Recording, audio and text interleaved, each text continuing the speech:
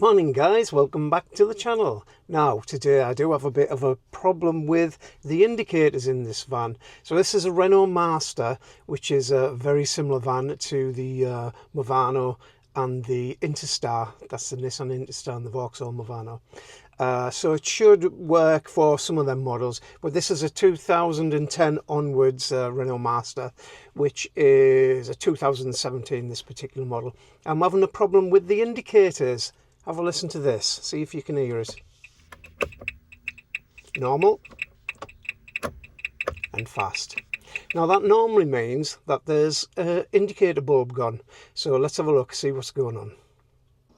Well, that one's working all right, so it can't be that one. And that one's working all right, so it's not that one. So what's doing it?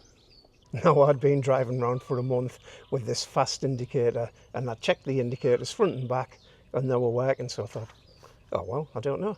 But then my good friend Steve from Hugo Van pointed out, it's probably this one.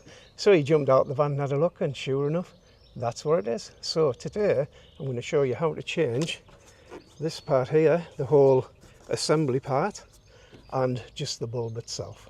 So let's crack on with that then. So we now know what the problem is, so we just have to work out how do we get that out. Let me show you. There's a tiny little screw just inside there that you've got to get at. You've got to use one of these, which is a T10. I like this little screwdriver, things just fit in and out of it. And what you do is you just push this back like this. Can you see? I'll bring you in a little bit closer, and you can actually see the little screw which is holding this in position. So it's going to be quite hard to film this bit, so excuse me if you see me back. Alright, so just pushing that in a little bit like that. Get your T10 in and undo that tiny little screw. I'll try and get my hand out the way. Right in the corner there. It's come out quite easy. There it is. It's just a tiny little thing. Ah, look who's come to give us a hand. 22-year-old Soapy Cat. What are you doing up there? Are you not too old for doing all this kind of stuff? Huh? Are you not too old for this? No? No. Crack on. So taking this whole unit out can be a little bit tricky. Sometimes it'll just pop out using your thumbs. Other times you've got to use, I've got this like blunt screwdriver, so it hopefully doesn't scratch. Let's try with our thumbs first though.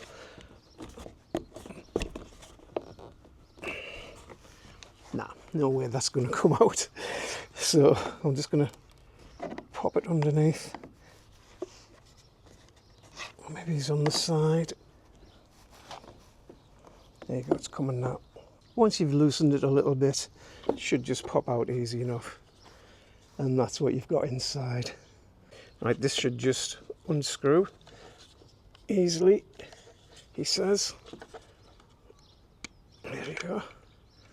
Let's have a look at the bulb. So the bulb just pops out. I'll show you which bulb you need. Let's have a look. You can see that the filament's broken just in there. I'll try and get a little bit of a close-up for you. This is the one that we're going to replace it with. I got it from Alfred's. It was about £1.99. There was a different one. It's a 955 apparently. If you just go into Alfred's and ask, the staff are usually very, very helpful. They were to me anyway. It's a glorious day, by the way. I'm doing it today because I know it's going to absolutely pour down tomorrow. This is the British summer, UK summer. So yeah, it was on a Monday this year. So all you do, you take that and you just pop it straight into there, dead easy. It just pops in. There you go, just like that. So I don't actually need to change this, but this is how you do it. You just go to the shop, you buy one of them, or order it online. I think there's quite a few places you can get like after sales ones. You literally just pop that back in there, twist it, line that up on the edge, and just pop it back in. Of course, don't forget to pop that little screw back in there. and Bob's your uncle and Fanny's your aunt. Easy as that. Right, let's try it, make sure it's working properly now. Right, let's give it a try. We'll do the right ones first. Yep, they're working as normal. And the left ones, here we go. Fingers crossed. Yep, that all sounds perfect. I suppose we better check outside to make sure it's working okay there as well. Well, there you go, it's working perfectly.